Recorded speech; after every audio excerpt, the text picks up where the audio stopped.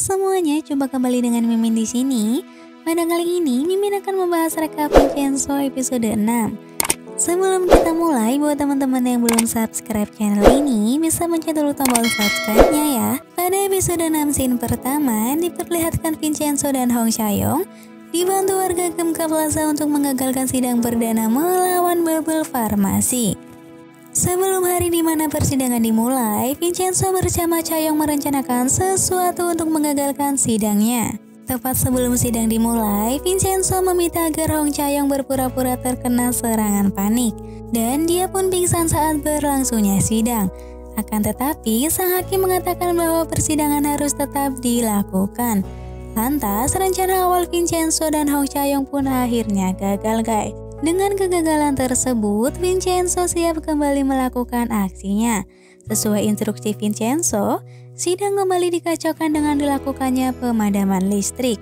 Hal itu tentunya membuat semua orang panik, guys. Lagi-lagi, rencana kedua mereka tak berjalan mulus dan digagalkan lagi oleh sang hakim. Akhirnya, mereka harus mengeluarkan jurus terakhirnya dengan meminta warga Gemka Plaza untuk membawa lebah raksasa dan melepaskannya ke ruang sidang.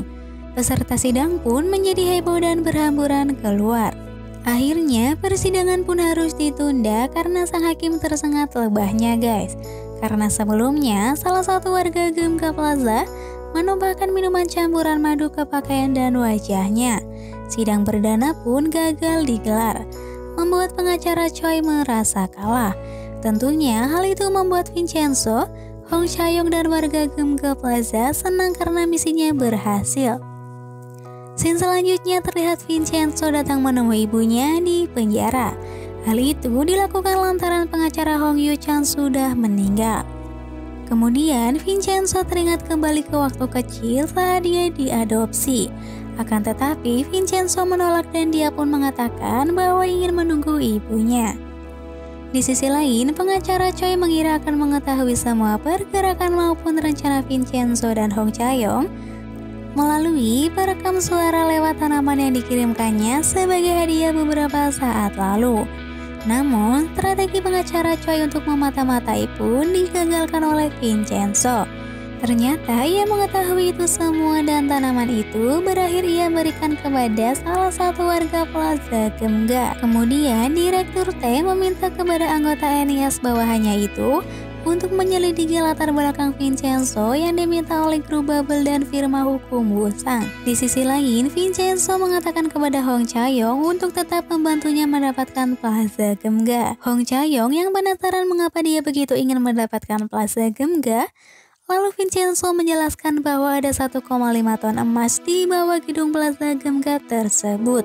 Namun, Hong Chae-young tidak menanggapi serius perkataan Vincenzo. Selanjutnya, Vincenzo meminta Pak Cho untuk membawakan alat yang ia minta. Hal itu untuk memastikan apakah sistem ledakannya masih beroperasi. Lalu, anggota NIS itu mengikuti kemana perginya Vincenzo untuk mencari tahu latar belakang Vincenzo atas perintah atasannya.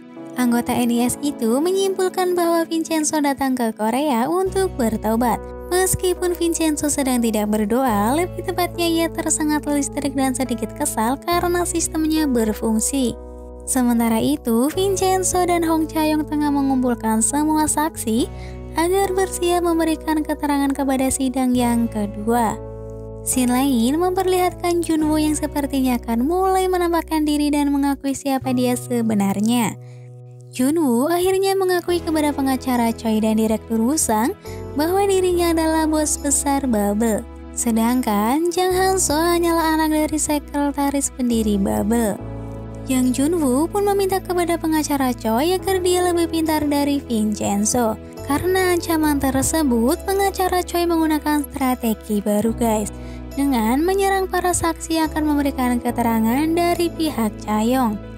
Mereka dituduh telah menggelapkan uang donasi selama 2 tahun. Dengan adanya kasus yang menimpa para saksi, mereka dianggap tidak bisa memberikan keterangan di persidangan.